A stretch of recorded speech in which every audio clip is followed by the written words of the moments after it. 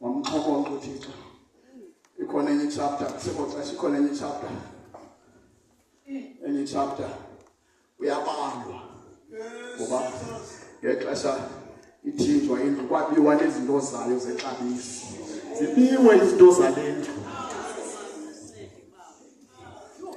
Wasibuthi uNebukadnezar wasithatha wayezifaka endlini yoThixo bakhe izinto zikaThixo, izinto ezibalulekileyo zathinjwa.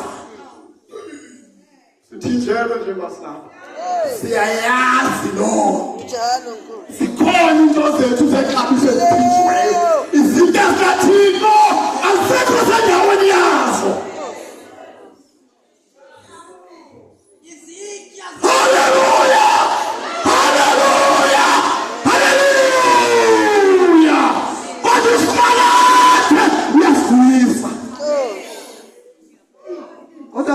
Ubuya kwazo mfazo oba ngexesha bebhizi nje bevuka ukumkani efuna ukwakha indonga sekukho uchaba nalo liyavela lumelana nalento uThixo azoyenza. Bantu banyuke uThixo ningabaziyo oZerubhabheli bale mihla oJoshua bale mihla akuzobalula kunikale engibuso endaweni yakhe. Yabona le ndawo ovela kuyo pha uHagayi uvela sebeyekile ukuyakha itempile seyithile nge2 years kanti osawuqalile umsebenzi sekubuyiswa izinto kwakhiwa. Yayithanda ithi baqala babisa isibingelelo qa bahlangana iBhayibheli ithi babanje ngomuntu omnye banhliziyonye ngoba uThixo akasebenzi ngaphandle kweunity, akasebenzi ngabantu abathesa. Uchaba lufuna usilawula xa usahlukanisa.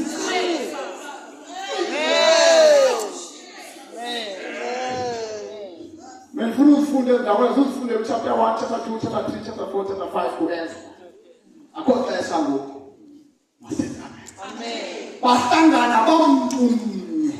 Banhliziyonye. Masenzame. Amen. Nakumbuzo uthi njengoba behlangana nje bebengenazi differences. Kodwa ngoba hlangana ngegoal enye ngoba mayikhiwe indlu kaJehova.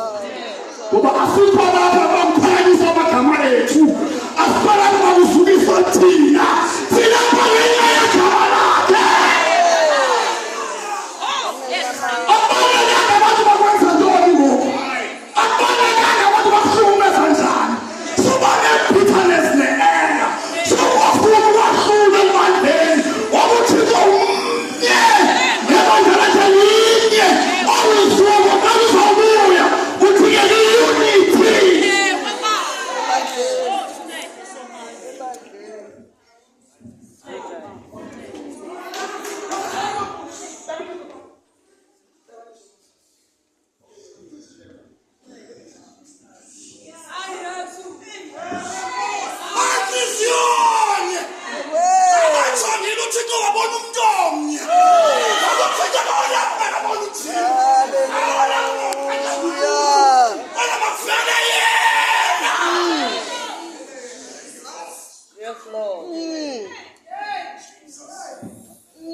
Akazukuise ukuthi ufuna kuvele wena.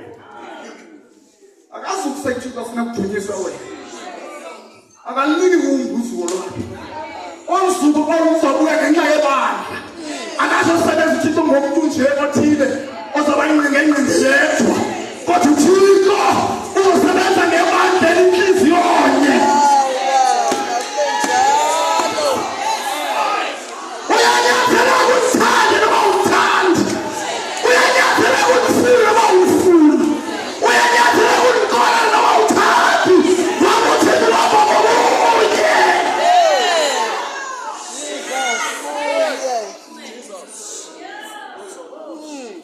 Azange zakhiwe indaba ukuzathesa. Mama ngasavana.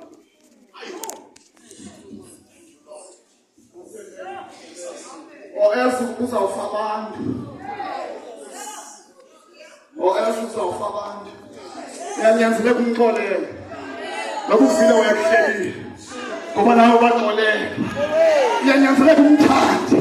Ngoba